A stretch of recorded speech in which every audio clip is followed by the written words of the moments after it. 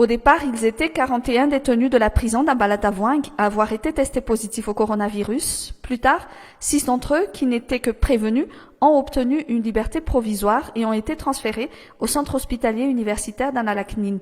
Aujourd'hui, ils sont encore 35 détenus à se trouver dans l'enceinte de la prison, au sein de l'infirmerie plus précisément, pour suivre le traitement anti-Covid-19.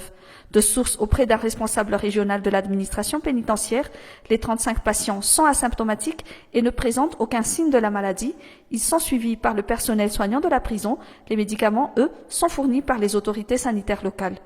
Les centres destinés à accueillir les patients porteurs du coronavirus n'avaient plus assez de place pour accueillir les détenus, indique André Marouane Atoufnzana Ajranaïf, directeur général de l'administration pénitentiaire.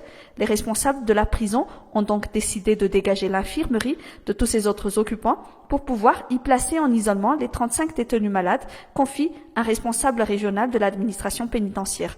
Plus de 100 détenus sont pourtant déjà aussi placés en quarantaine à la prison d'Ambalatavoing. Ces détenus ne sont certes pas malades, mais conformément à la politique adoptée par le ministère de la Justice, tous les nouveaux arrivants sont systématiquement isolés pendant 15 jours pour éviter tout risque de contamination.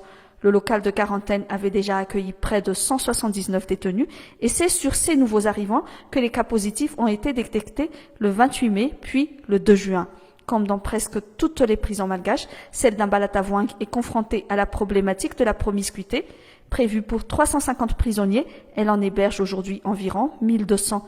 Afin de prévenir la propagation du coronavirus dans les prisons, des partenaires techniques et financiers de Madagascar ont octroyé des aides financières, des équipements de protection et du matériel d'hygiène au ministère de la Justice, mais la surpopulation carcérale a eu raison de toute mesure de précaution.